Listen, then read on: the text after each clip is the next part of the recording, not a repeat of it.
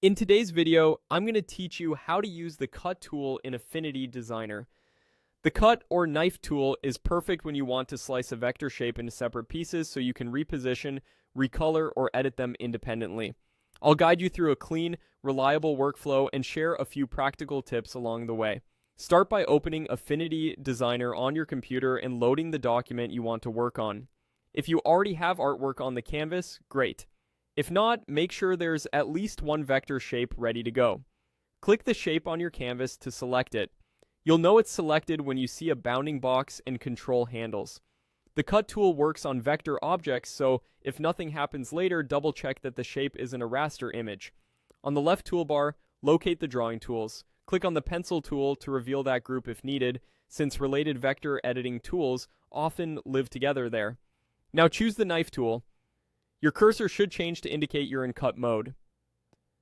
Before you draw, it helps to zoom in a bit for accuracy and turn on snapping if you want your cut to align with existing edges or guides. Draw your cutting line across the shape. For the cleanest split, begin just outside one edge of the shape, drag through it, and exit just beyond the opposite edge. You can cut with a smooth curve or a straight line, whichever suits your design. If the result isn't what you expected, press undo and try again, adjusting your path. The key is that your line must fully pass through the shape to separate it into distinct pieces.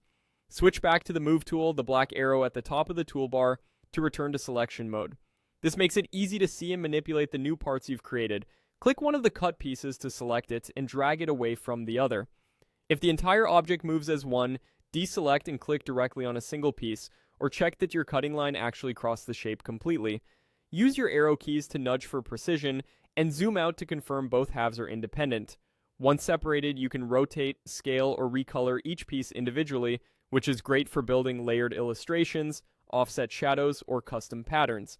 That's it. Open your file, select your shape, use the knife tool to draw a clean cutting line, switch back to the Move tool, and reposition the pieces. With a little practice, you'll be slicing shapes confidently and speeding up your vector workflow.